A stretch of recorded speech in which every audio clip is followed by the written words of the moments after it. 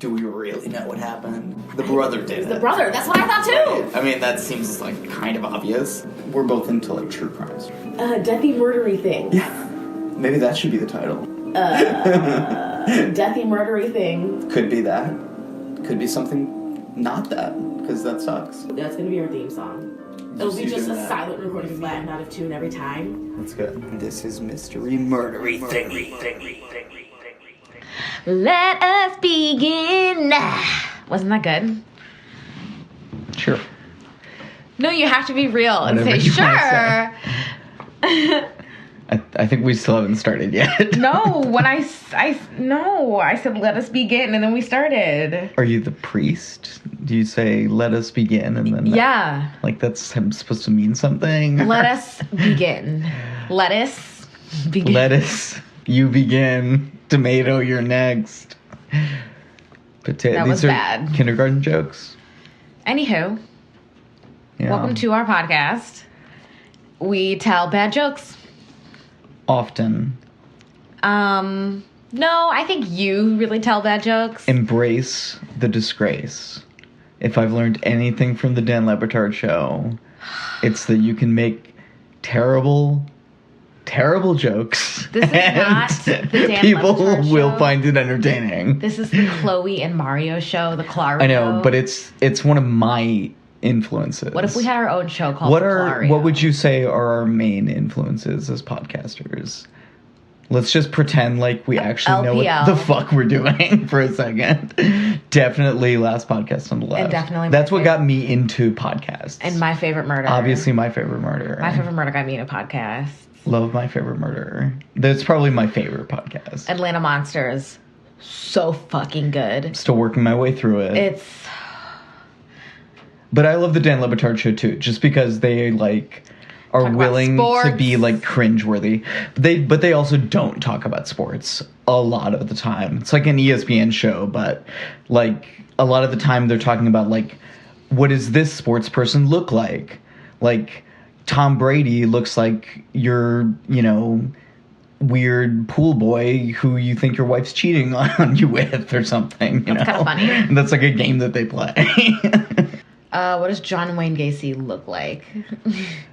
Okay, John Wayne Gacy looks like the guy that you see at the gym who always, just like wears his underwear around in the locker room.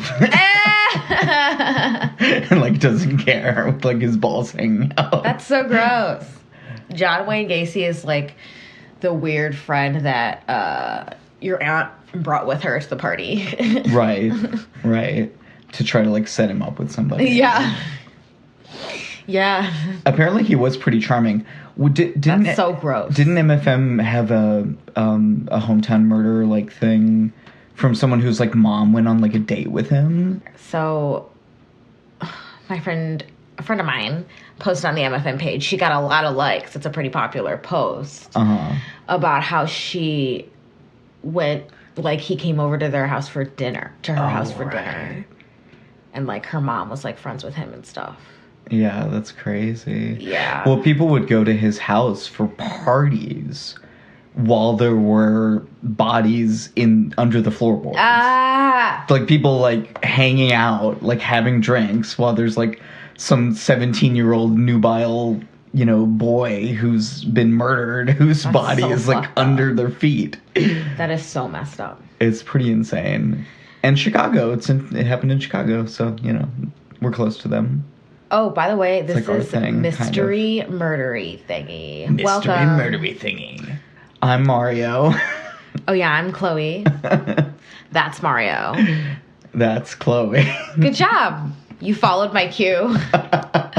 That's what improv's all about. Really didn't know if you would. I took an improv class one time. Great. One time. All of us have. One time. At one time or another. So, who's going to go first? I think we decided that yours was you said yours was really sad. Yeah, well, I was just like watching the documentary about it. It's called 43.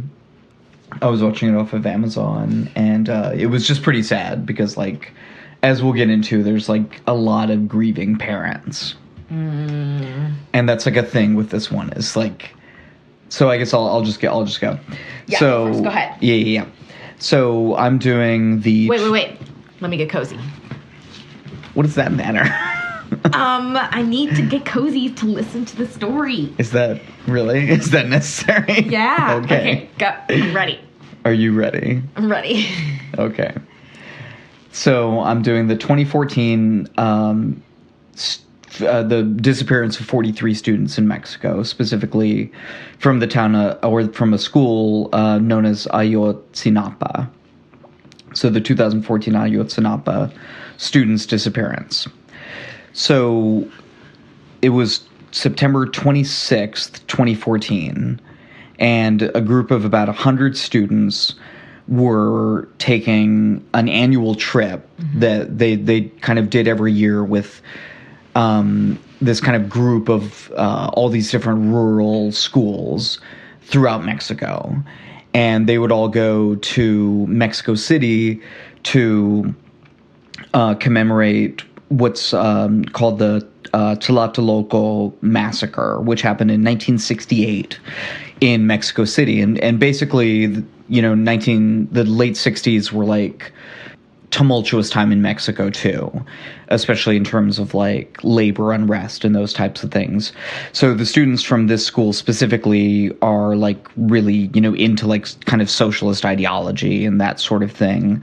So they were going to participate in the commemoration. And as part of that, they were going to the town of Iguala, which is a little bit, away from where they were, to like get some buses, try to get some money, try to get some food to make this trip, which is about like a 4-hour trip, 4-hour trip from Iguala to Mexico City. And this is all in Guerrero State in southwestern Mexico. So they do this through their school? Sort of. It's definitely like a thing with the school, but it's kind of informal. Okay.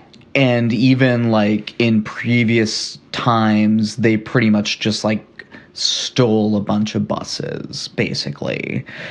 Or if you want to say commandeered a number of buses. Oh, wow. And to make this kind of trip.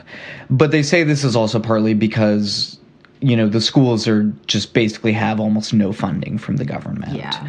And specifically this school, because of, their like ideology, is very much like antagonistic toward the government, toward the federal government, and especially toward the state government.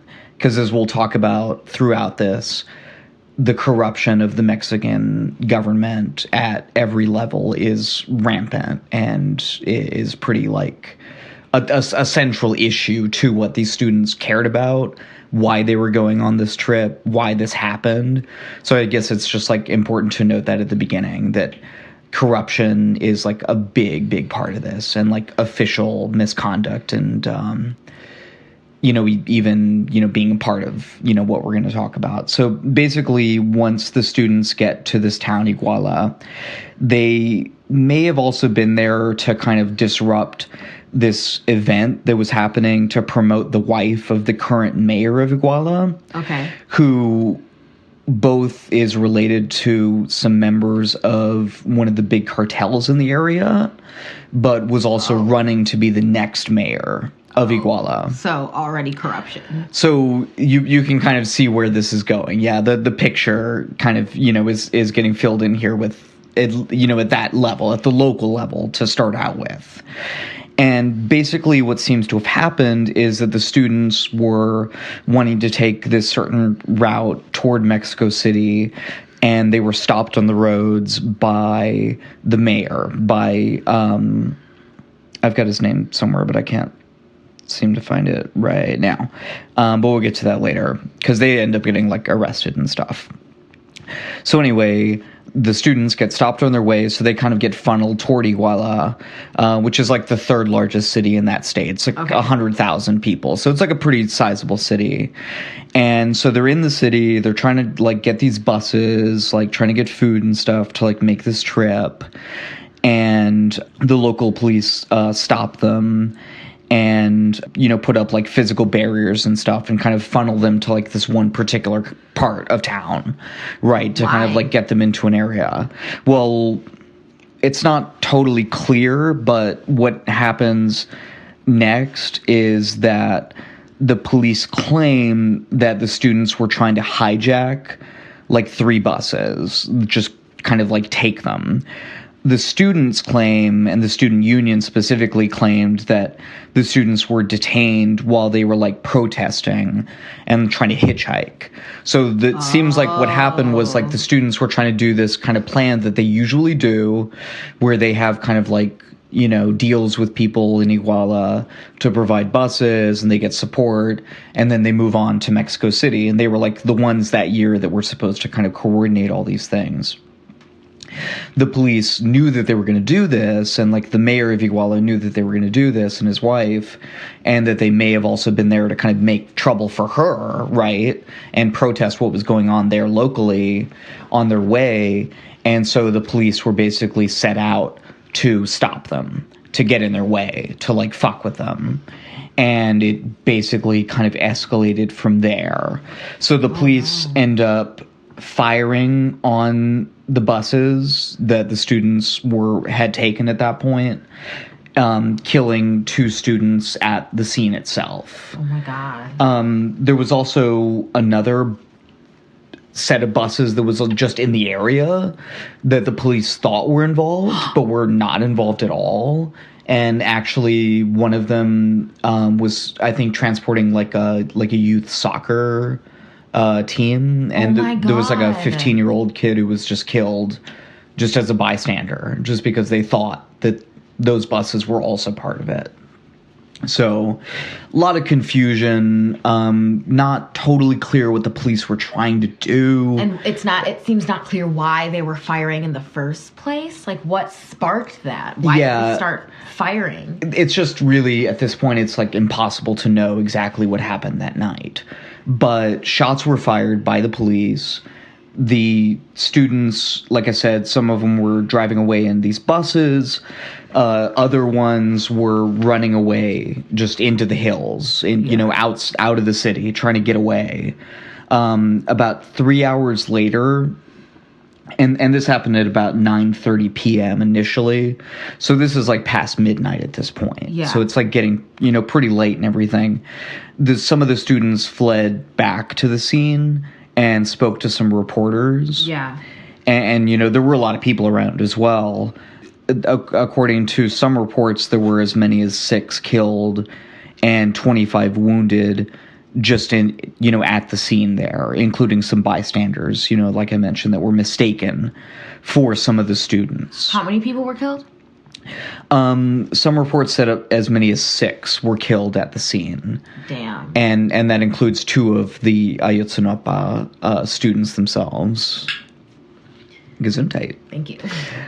So it's really not totally clear at this point what really happened. Like, that's kind of the central mystery, right, around this one, is like, what happened to these students? Are they dead? Are they alive?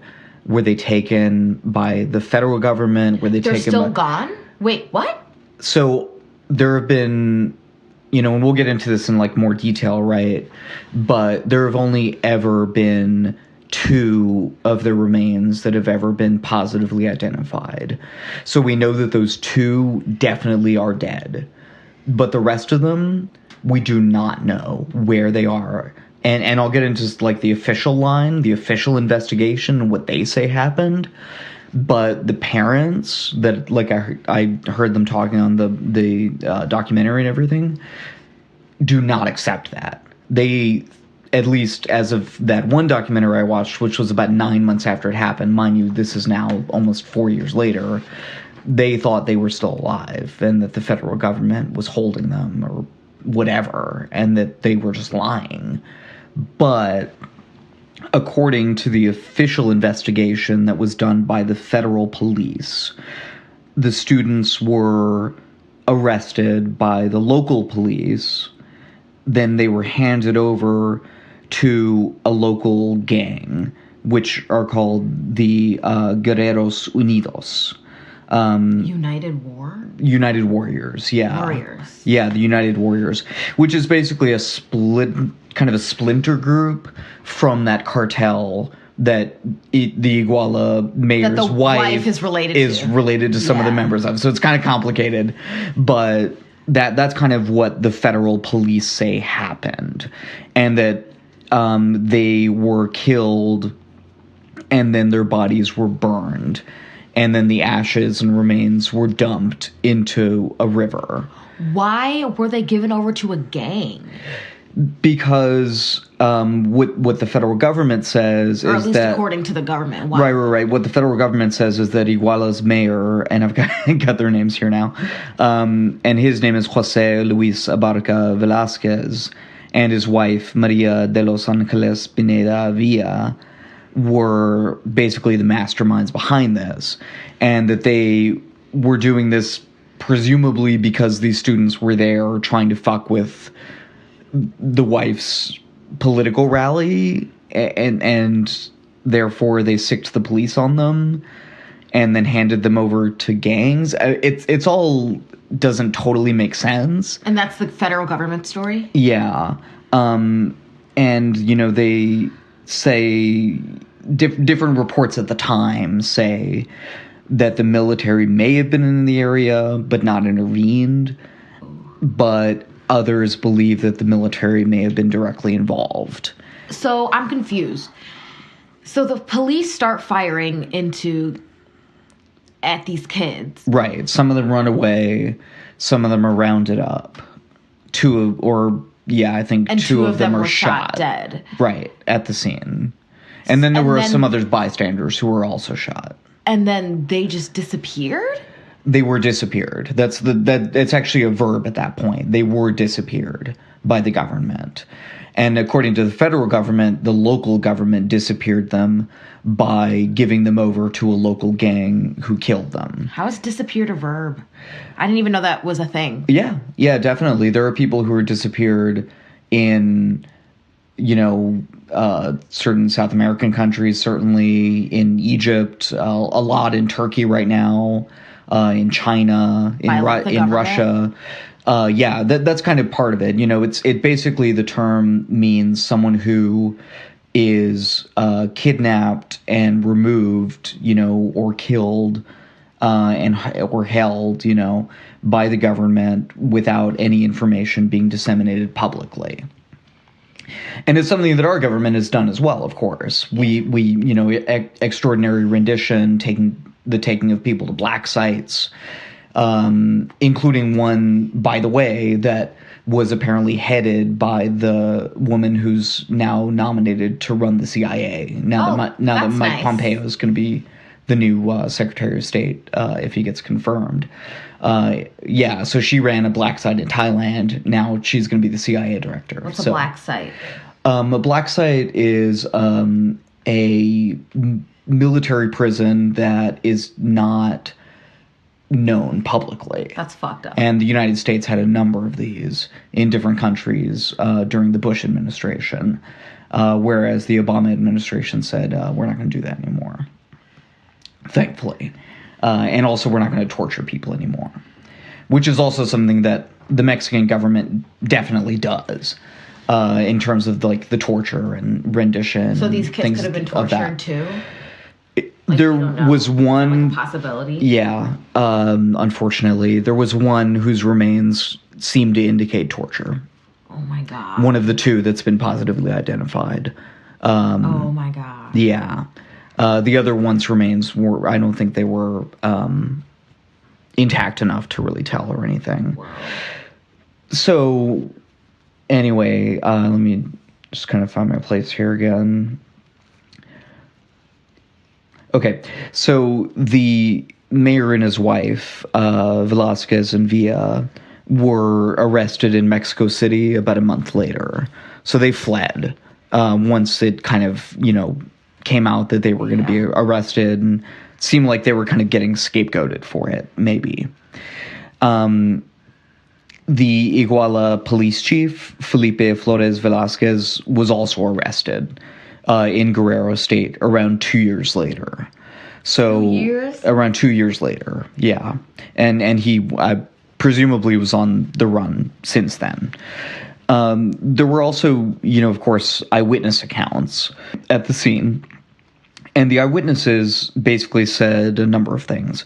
That the students were forcibly detained by the police. So that part of it was kind of, borne out by the eyewitnesses.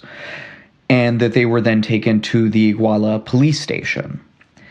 Then they were given to the police in Cocula, which is a smaller town that's nearby, who then transported them to a rural area and handed them over to the Guerreros Unidos. That sounds sketchy. Yeah, although that part of it, again, is kind of in dispute.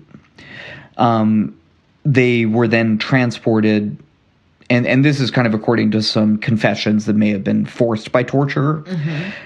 But according to that confession, which they showed a video of it in the documentary, the students who, the 43 that they had rounded up at that point, were transported in trucks, one owned by Gildardo Lopez Astudio, who's also known as El Gil, a leader in Guerreros Unidos.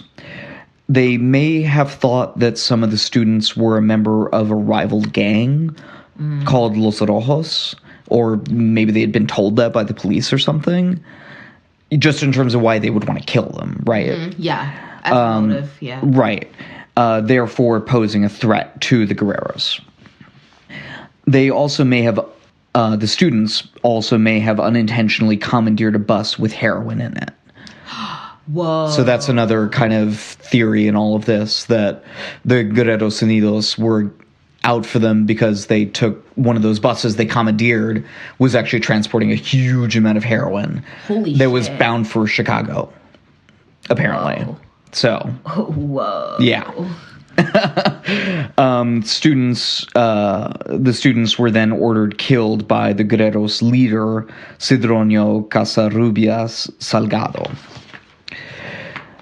So that's, kind of the basic story that the government gave to the parents and everybody, the federal government.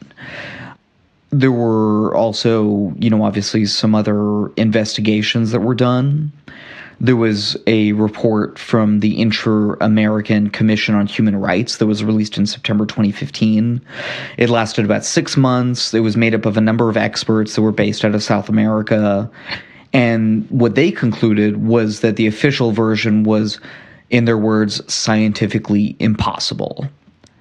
And this was actually also borne out by an article that I read in Science magazine, that specifically the part about the fire. So the claim here is that the Guerreros Unidos burned 43 human bodies in one night with a fire that lasted, about 12 to 18 hours or so. And basically what these people found was that kind of fire did not occur at the site. Just that it would have left marks and evidence at the dump where they said that this happened in Ocula. And they didn't find anything that wasn't just not there. When they actually went to that site where they said that it happened, that kind of fire had not occurred there. But there was a fire? Well, it's a dump. I mean, people burn trash all the time. But that type of fire just could not have occurred at that site the way that they said it happened. And it would have involved, I don't remember what they said, but it was hundreds of thousands of tons of wood. An impossible amount of wood that would have been impossible for them to have. That would have been necessary. And they also said that it may not actually have been possible to completely burn the bodies in an open fire. To just have them. Right, that it would have had to have been an enclosed incinerator environment just to scientifically be able to get up to the temperatures necessary to burn a human body all the way through. Yeah.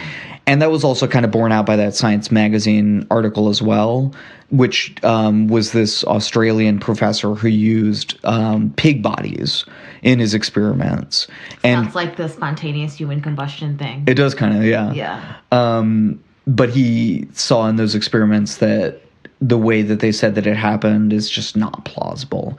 Even under ideal conditions, it's not plausible. And what he found also is that the more bodies there are, the harder it would have been to do. Yeah, that's what it seems like. Right. So it's just a huge hole. In addition to all of that, the father of one of the victims and a fellow student also claimed that it rained that entire night. That they said that this fire was burning. So, not too credible. Oh, and that experiment, the professor was Jose Torero at the University of Queensland. Okay, so it was also found that the federal police and the military were aware of the incident as it occurred, which they said was not the case. And that was also backed up by this article that I was reading in The Intercept, where people have done a lot of sleuthing and like figuring out exactly like this officer was here at this particular time and then was here at this particular time, da da da da da. And they've made this online, basically like a interactive, thing that you can look at like what actually happened, like the most objective, kind of way they could figure it out. And it looks like the military were monitoring and reporting back as to what was happening that night. So do we have those records of what they were saying and stuff? Not necessarily of what they were saying, but of their movements, according to public records and people who were there. Yeah. They've compiled all of this.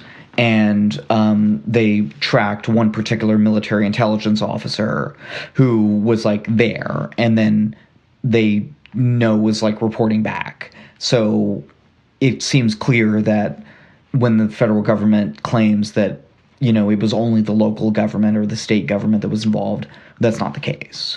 That at least the military was involved, maybe also the federal police. Whoa. So why?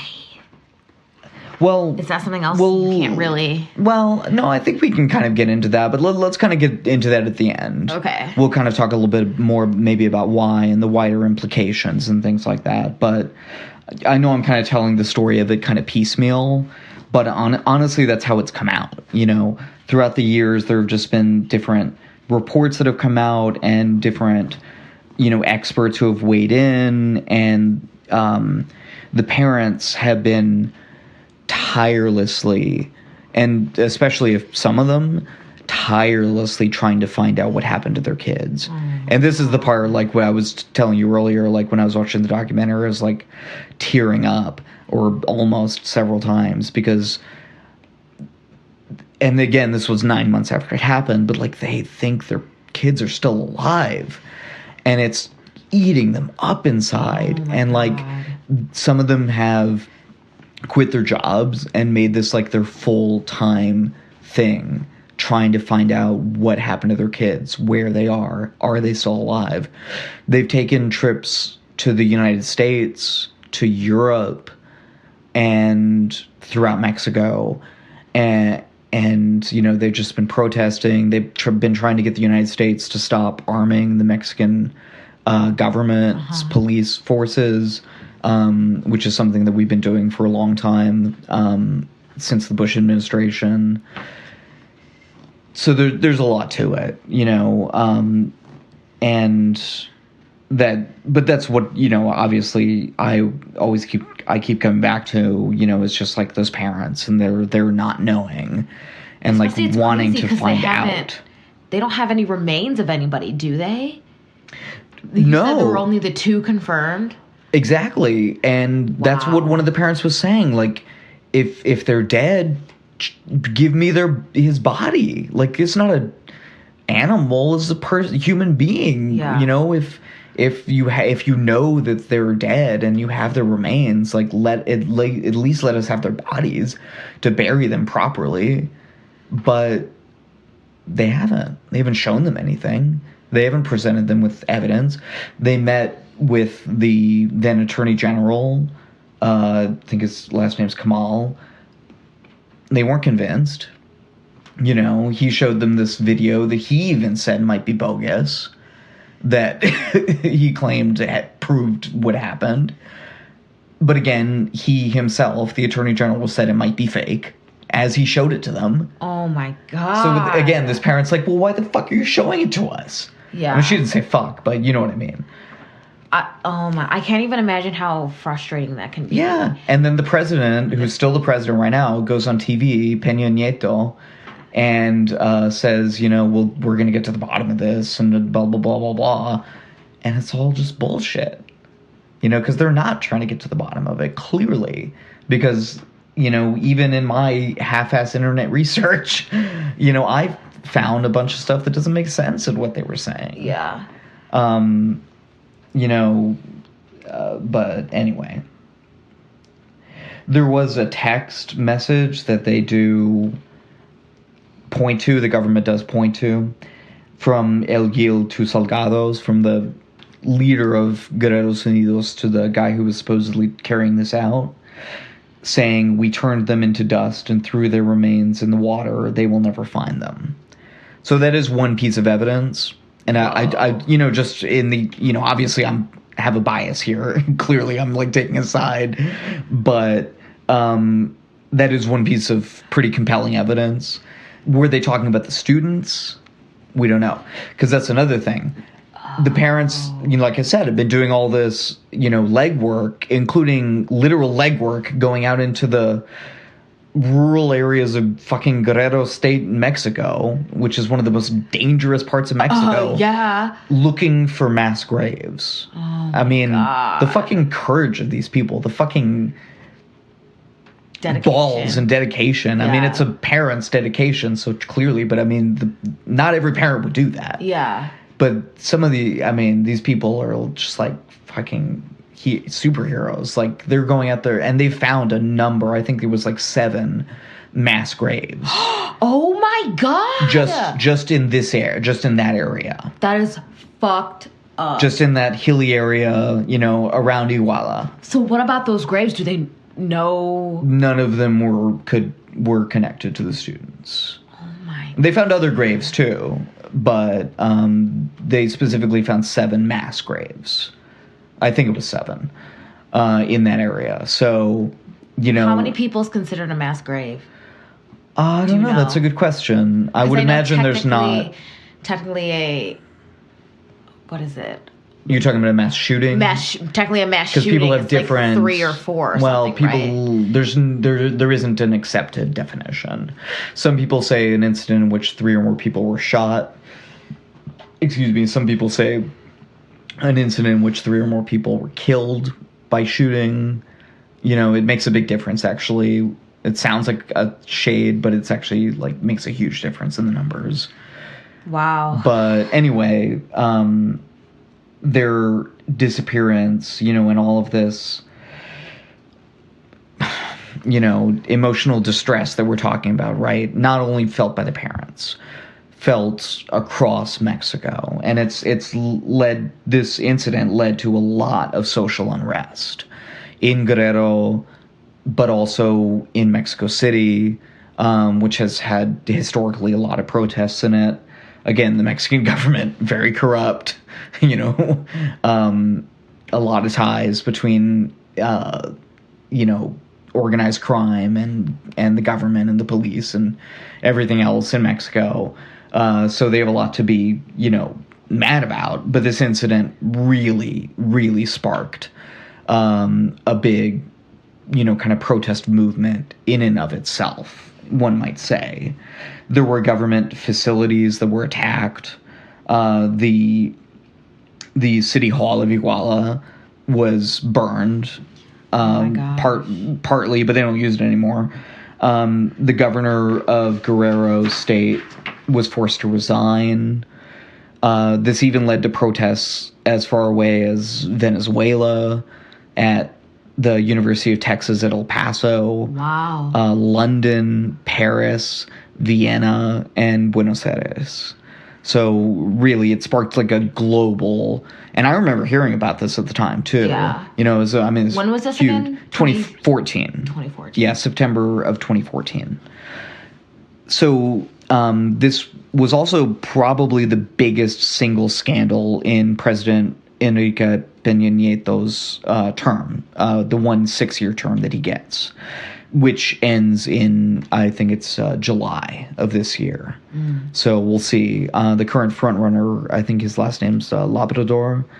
He's like a left-wing kind of guy, so I think he would be kind of a different, but who knows? People thought Peña Nieto was going to be great when he came in to replace Fox, and people thought Fox was going to be great when he came in to replace, I forget his name now, whoever it was during the Bush administration, so I don't know. But, these, like I said, there have been, some violence, some burnings and things like that, but they've been mostly peaceful demonstrations. And included, the family of the students, especially the ones in the United States. Some of them were when they did their tour through the United States. And this is also probably the most famous incident of the so-called Mexican drug war, which has been going on for many, many years, but, kind of since about 2006, which, as some of the people in the documentary, the 43 documentary, were pointing out, is mainly fueled by American consumption. And I think that's a real important thing to keep in mind in any story about Mexican violence of this kind, that the cartels their profits are driven by American consumption. And the police and they are, to a large extent, armed by American armaments, by guns that originated in the United States. Holy crap. So yeah, you said that earlier. Right. So when certain politicians in our country start blaming Mexico with, kind of over-the-top rhetoric for problems that we have in our country, I think it's important for us to realize that we are not, we can't afford to throw too many stones in our glass house. Yeah, exactly. So anyway, on November 7th, 2014, the Mexican Attorney General, Jesus Murillo Caram, also revealed that several plastic bags had been found in a river near Cocula. So this is where they say that the students ended up. But it really wasn't like that conclusive. What does that have to do with anything? Well, because they say that this is where the bodies of the students were taken after they were burned. Oh. And but they've never produced these bodies really, and like I said, only 2 of the students were ever positively identified from those remains. So yeah, it's just not really clear that that's where the majority of these people ended up. That attorney general was also forced to resign. In terms of who else was kind of held to account for this, about 80 people, including about 44 officers, were arrested. And that sounds good, but a lot of them, the vast majority of them, were later released and didn't really face any sort of discipline at all. So also sketchy. Yeah, it's very sketchy. The deputy police chief of Iguala was arrested also in May of 2015, Francisco Salgado Valladares. The relatives of the slain students also tried to force themselves into an army base in Iguala in January of 2015, looking for the students. So that's just kind of a piece of evidence of how, distraught these people are, the lengths to which they'll go. They're trying to literally storm an army base. These are 50, 60-year-old men and women, just physically trying to find their missing children. And, like I said, they feel like they can't move on, they can't get closure because they don't know. Yeah, that was kind of it for, kind of what happened in the investigation. And, I think clearly there's more to the story. What the federal government said happened, the story of they were given over to these cartel members, their bodies were burned, dumped in a river, it's not credible. That did not happen the way that they said that it happened. So why are they telling us that story? And what story are they trying to cover up that really did happen? Especially since they don't even have any evidence. You said there's no evidence of that many bodies being burned, that it was, like, physically, scientifically impossible or whatever. That's the one big hole in it, that the bodies all being burned in a huge stack over one night in the open air, that is not possible. And that's what, the Attorney General called the historical truth, which people have lambasted since then. Sort of been an alternative facts kind of phrase for him. Wow. So, That's crazy. But we don't know, and again, it's like one of these where the government doesn't want you to know. So we don't know. So we can't know. They don't want you to know. They don't want you to know. But somebody knows something. But these students, just to kind of get back to that, were targeted, I believe, because their school is known as one that supports and has produced people who are revolutionaries and, critical of the government and protest leaders. That's the whole ethos of the school, is to bring in the poor children of the farmers who live in that area, who are trying to eke out an existence, and make them into teachers. It's a normal school, actually. It's a teaching school, like a college. And these students represented a sort of existential threat to the federal government, because they, ostensibly were going to be the leaders of the next protest movements. So for all the grief that it's gotten the federal government through all these protests and everything, and people in Mexico are allowed to protest, and they're allowed to go on TV and criticize the government, but will anything actually change? Will there be any real reform, or will there just be some scapegoats and everything's going to move on? But people aren't willing to move on from 43 young men going missing for no reason. So we'll see. People are still trying to get to the bottom of it. It's crazy. Yeah. But like I said, it's pretty sad, because in the end you have, 43 young men, 2 of whom we know are dead, but that's really loud. Now I'm recording. That one was a bummer.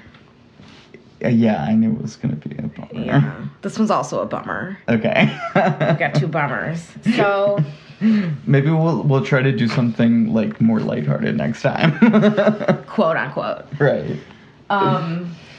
So I'm going to do the disappearance of Susan Powell, and I actually got this from a little Reddit post. Right. So you love your Reddit. I love Reddit. I do. Yeah. Excuse me. Okay, so we're both burping a lot. I know. I've been drinking a lot of water, but I'm drinking it very quickly, so I'm burping.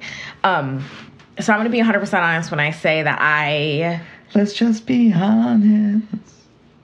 Yep, that's what I'm doing. Let's just be real. That was beautiful. Thank you. Thank you very much. Mario has left the building. Oh, God. Okay. When I first was looking at this case, I had no idea where to start. So basically, Susan Powell went missing. The last time she was seen was December 6th of 2009. So there's a lot to this, and I'm going to talk about her and her family first, and then we'll get into the disappearance, and then we'll talk about all the crazy shit that followed, because there's some serious crazy shit. Crazy shit. We can put that on a t-shirt. There's some serious crazy shit going on here. Right? Would you wear that? No? Okay. Moving on. You're like, I'm sorry. Okay. So, Susan Powell, born Susan Cox, she married a man named Josh Powell. Both of them are Mormon. They come from the Church of the Latter-day Saints. LDS, baby. We are the Church of Jesus Christ of Latter-day Saints. Book of Mormon? Neither Anybody? of us is Mormon, by the way, just to be clear. All I know about Mormonism is from the Book of Mormon song, All American Prophet. I also know things about Mormonism from the South Park episode about Mormonism. That's where you get a lot of your knowledge, Mario? That's my main source of knowledge, South Park. I would say. I rely on Matt and Trey. They are my gurus. They are my muses. Anywho. Is this creepy? Is this getting creepy yet? No, I enjoy it. Should I keep going? No. They are my boyfriends. I just think we should talk about Susan Powell. Okay. They're your boyfriend? What? Okay. Right. See, I was trying to step over the line. Why didn't you tell me about this? There. Why didn't you tell me about this little thing happening? I just, you know. You didn't think I'd be down for a foursome? Right. I'm just kidding. With Matt and Trey. They're like sort of attractive guys. Drunk enough. We're taking all of this out, by the way. Yeah. Oh my god. Okay. So originally from Portland, Oregon, they moved together to West Valley City, Utah to get away from Josh's predatory father, who had a sexual obsession with Susan. Ooh. And we'll touch on that later. And I feel like you said touch intentionally. We'll touch on that later. Ow, ow! Okay. I didn't. No pun intended. And they had 2 sons named Charlie and Braden. So their marriage everything was really great at first. Susan was a cosmetologist and Josh had a business degree, and he was working at various businesses over the years. There were 2 kind of like main things that rocked their marriage, and one of them was the fact that Josh had to file for bankruptcy in 2007. He declared over $200,000 in debts, and this kind of like financial distress caused marital problems. And according to Susan's friends and family, Josh was abusive towards her and had very controlling behavior. He was a very controlling person over her and the kids. So on advice of an attorney, Susan Powell documented the possessions in her home, fearing her husband Josh might sell off expensive items he had purchased, including tools and electronics. So there was like an actual video, and I watched it. Well, I kind of skipped through it because it's literally just her talking about like her possessions and stuff, but there's like some clear tension in there because she's talking about how a lot of this stuff was bought on her credit. And Josh was buying stuff like a lot of computer stuff. He had a lot of tools. He had a lot of like RC cars and like collections and stuff like that. A lot of power tools. That's like part of their assets. This video was among the items police seized from her office after her disappearance in December of 2009. So about a year later, they found a secret will with statements such as, "I want it documented there is extreme turmoil in our marriage," and, quote, "If I die, it may not be an accident, even if it looks like one." Yeah, so she had a secret. What? She had a secret will that they found in a safety deposit box. So here's the basic timeline of this crazy 2 years that this family went through. So December 7th, 2009, Josh and Susan Powell failed to drop off their 2 sons at a daycare in Utah, and Susan failed to show up for work that day, sparking family members to start a search for her. So Josh's mother, Terica Powell, and sister Jennifer Graves contacted the police, and the police broke into the house on suspicion that they may have been victims of carbon monoxide poisoning. This is also like one of the weird things about this like first day of their disappearance, was that when the police broke in, they found like a wet spot on the carpet, and 2 fans were like just blowing on the wet spot. That was like one of the things they found. They found Susan's purse, cell phone, and car, her wallet, her keys, everything. They were all found at home.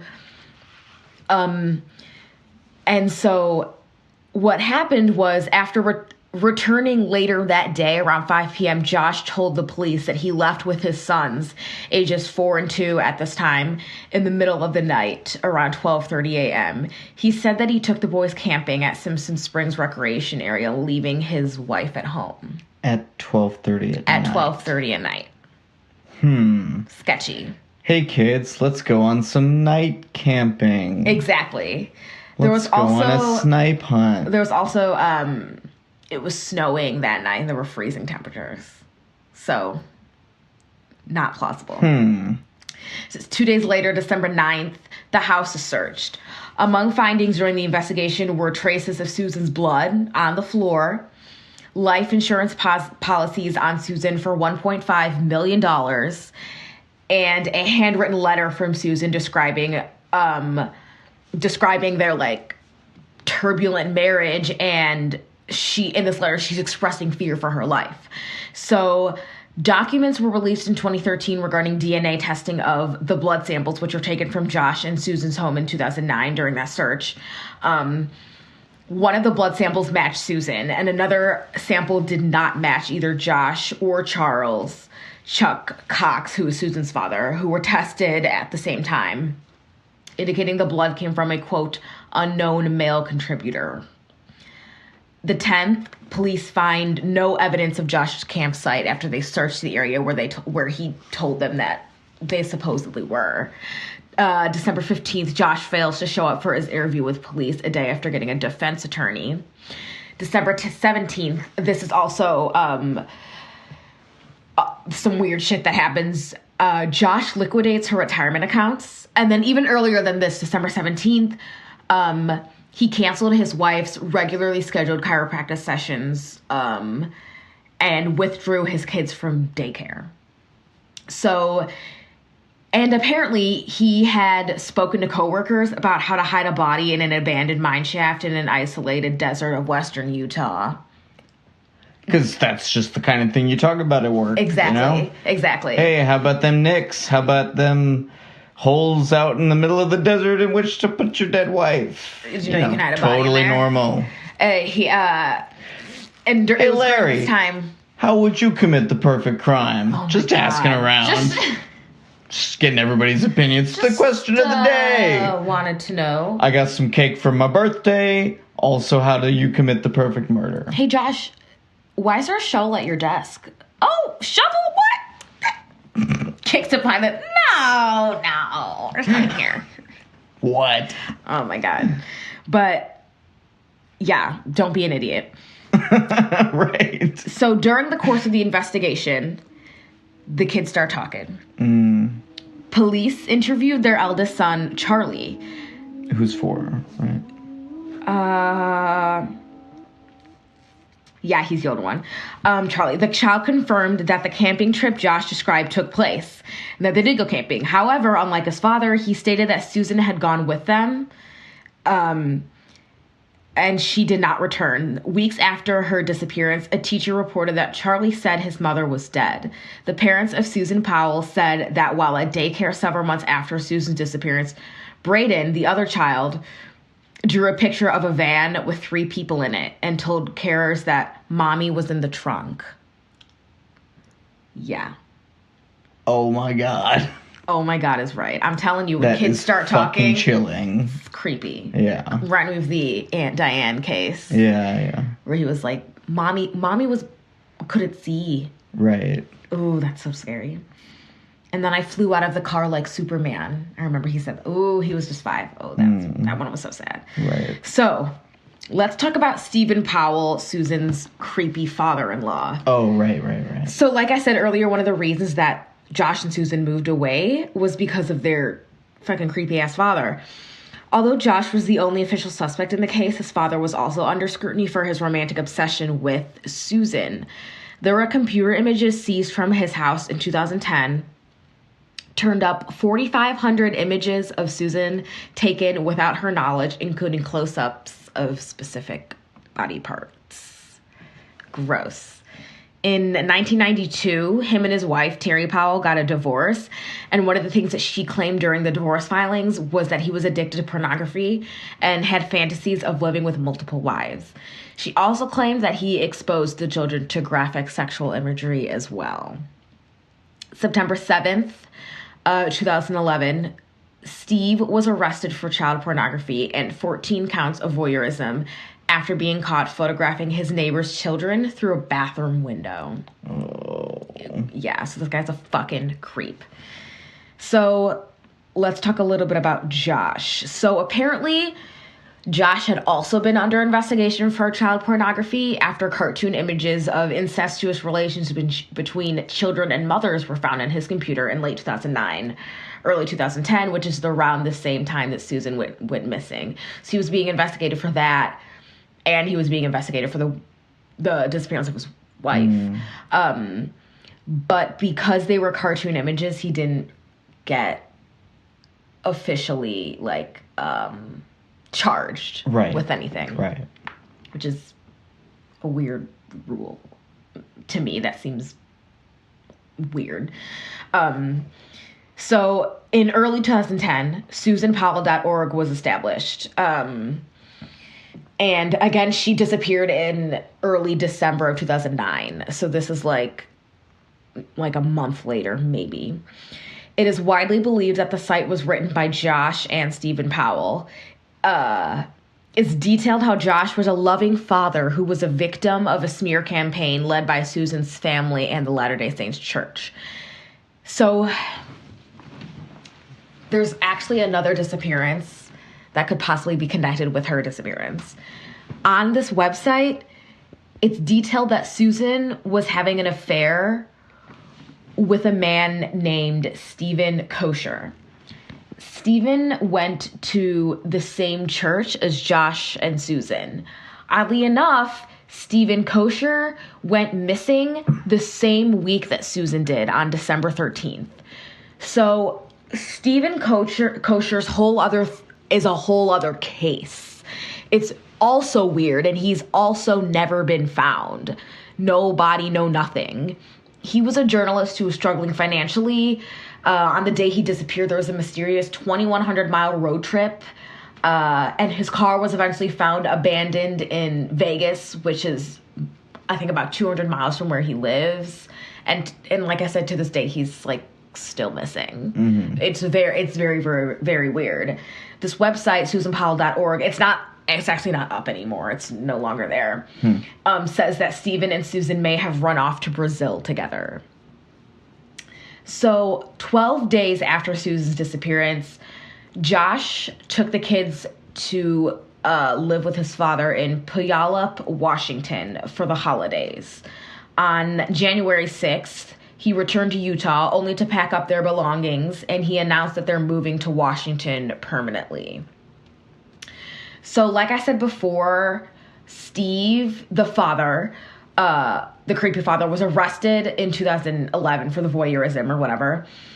The day after he was arrested, Chuck Cox, Susan's father, filed for custody of the children and was granted that custody temporarily. The court said that Joshua would have to move out of his father's home if he wanted to regain custody of his children. So he rented a house in Graham, Washington, but authorities later said that they later alleged that he never actually moved into that house and that he only made it appear that he lived there to satisfy the court's instructions while continuing to live at his father's home. It was never successful, though. He never got the kids back. So Susan Powell's still missing to this day, and nobody has ever been found. So a couple years later, something extremely tragic happens. February 5th, 2012, social worker Elizabeth Griffin Hill took Braden, who's now 5, and Charlie, 7, to their father's home in South Hill, Washington for a supervised visit because, he had lost custody of the kids. Josh took the kids and locked the door before the social worker could come in, and soon after she called 911, the house exploded. Josh, Braden, and Charlie were all killed. What? Yeah. So exploded? Like a gas explosion? Like this was done permanently by Josh. Oh my God. It was a murder. It was confirmed to be a murder-suicide. A hatchet was recovered near Josh's body. The kids had wounds on their heads and their necks.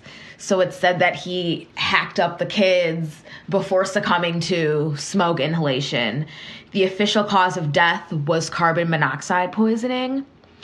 And it was during, and the suspected motive for this is that this was when the kids started becoming more vocal. They started talking about what they remembered the night that mommy died. Right.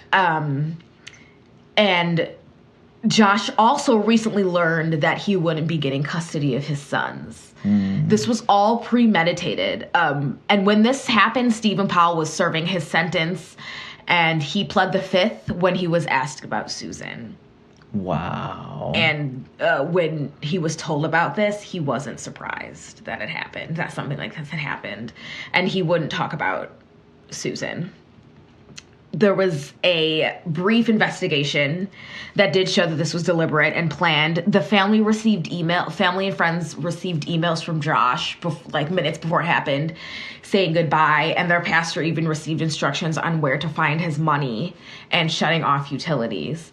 2 5-gallon cans of gasoline were found, and gasoline was spread throughout the house, and the stove had been on and stuff and shit like that. Right. So about a year later, after Josh killed himself and the kids, Michael Powell, Josh's brother, Susan's brother-in-law, jumped off the roof of a parking garage and killed himself. He had been questioned about Susan several times, but he denied any involvement, even though his car was found abandoned in a junkyard in Oregon several weeks after Susan's disappearance.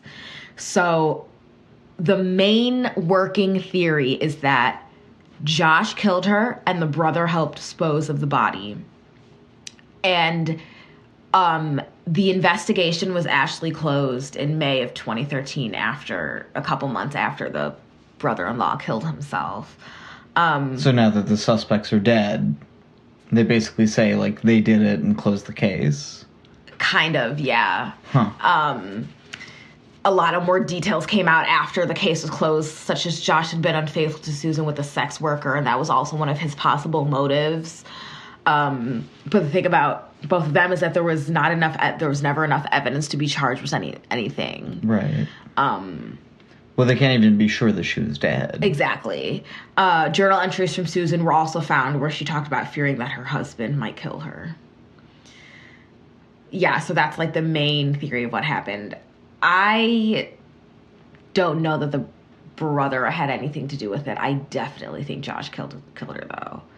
I actually think the father had something to do with it, too. I definitely think the father was involved. At least maybe after the fact, maybe. Yeah, but those poor... But yeah, I mean, it seems like definitely he killed her. I mean, that's what, it definitely seems like. Those poor kids. Yeah. I can't stop thinking about those kids. I know. That's what, was a super bummer for me. My sources were Time Magazine, Ranker, and Wikipedia. Oh, yeah. I should have said my sources. So that is the disappearance of Susan Powell.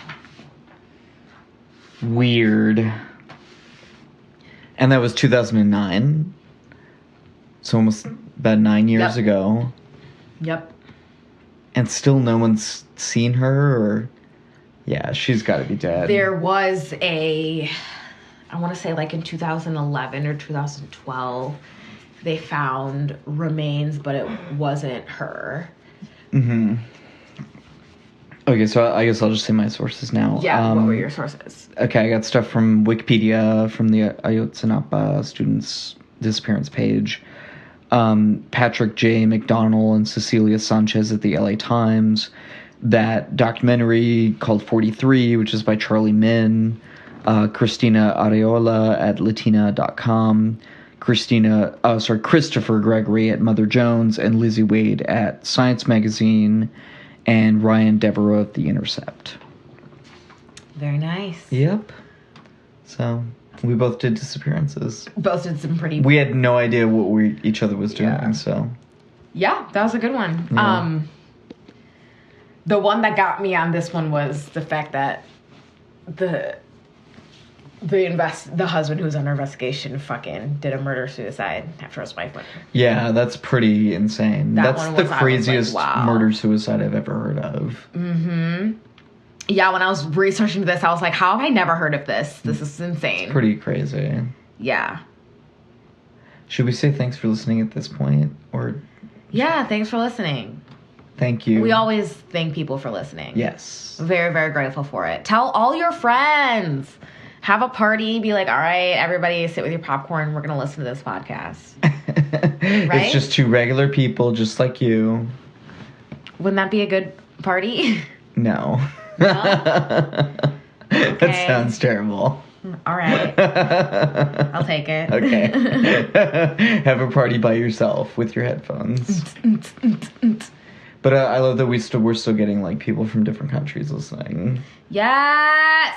Shout out to all the people in different countries, not the United States. All right. You ready? For some weird shit in the news. That was weird. I thought it was good. You go first. Okay, so a couple days ago, a woman rode a horse into a dance club in Miami Beach.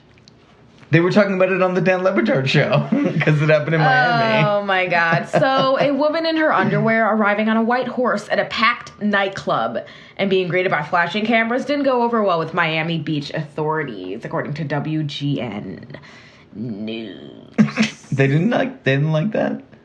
No, the cops weren't happy. Oh. It was in a place called the Mokai Lounge. Moke? I do not know. I don't know. Don't look at me. I like Mokai. The Mokai Lounge. And actually the lounge itself is under investigation for possible animal cruelty and public safety issues. Oh. Yeah, so this girl... Basically, there's a video, and after she falls off, people start cheering. And wouldn't you? I mean, if I was drunk in a club and saw a horse, I'd start cheering for sure. Yeah. I'd be like, yeah, a horse. That's just fucked up. Yeah. And you had one about a horse too, didn't you? Good segue. I also did, yes, have one about a horse. Mine is from a Time magazine article called Horse Riding Teen Who Was Refused Service at Starbucks Drive-Thru Gets Do-Over. Aww. It's got a happy ending. She went on her horse through the drive-thru? She was 14 years old. What? Her 14th birthday. She had been planning this for 4 years. Since she was 10 years old. This tiny equestrian. I love that she actually went through with it. I know. That's like dedication. This is in Aspen. Colorado. Oh, no. Sorry. This is in Anthem, Arizona. Oh. Her name is Aspen. Oh, I like that name. Her name's Aspen Klein, which sounds totally made up. Is she a rich kid who got a horse for her fucking birthday? I'm sure. She's from Anthem, Arizona. I have no idea. Maybe they all have fucking horses there. I don't know. They say people have horses in Texas. I didn't see it. Whatever. So when she first tried to go through, they said no and would not give them a reason. So her mom was pretty pissed. And I'm sure called the manager or something. The regional manager gets involved. Says, we're getting you your fucking... going through the drive-thru on a horse, magical experience. We're getting it for you, Aspen. We're doing it. And they did. And she got to go back later, and what she says is it was very nice, but the horse did try to eat her frappuccino or whatever the fuck she got. Bet the employees were pissed. Yeah. Because, honestly... why the fuck would you let someone go through a drive-thru on a horse? Right? I mean, you worked in... Oh. Yeah, I worked at a major coffee chain. Or whatever, I don't care. Dippin' Donuts. Right. You worked at Coffee Shack. Generic Coffee Shack place. I worked at Dippin'. If someone had come through on a horse, what would you have done? I'd be like, what the flying fuck? Right? To tell them no. Like, I'd be like, you need to leave. Get a car. Right. I can't reach that high up, okay? Ma'am, I'm not going to be able to do that for you. Your horse is drooling all over the counter. I'm sorry. Is that how I talk? No, that's how I would talk in that situation. I became very sassy. I think we need to end it. Yeah, probably. I think it's... I've been particularly rambly this episode. So. I love you. Oh. You can be as rambly as you want. I'm a rambling man. This comes out on Pi Day. Happy Pi Day. Happy Pi Day. I'd like to plug a pizza place. I'm not going to say what it is. Right. Because they're not paying me. But they're giving out $3 14-cent pizzas tomorrow. It's going to be good. It's going to be good. Go find that pizza place. Oh, yeah. I'm not going to tell... Oh, man, I wish they would pay us. I know, right? Because I genuinely love that place. Yeah, me too. Subscribe on iTunes. Yeah, please comment and rate us and subscribe. We've had one rating and comment from my brother. Shout out to my brother who is killing it. What's up, Nick? What's up? He's our dude. Yeah. Yeah. Bye? Yeah. Question mark? Bye. Good job, bye you. Oh, God.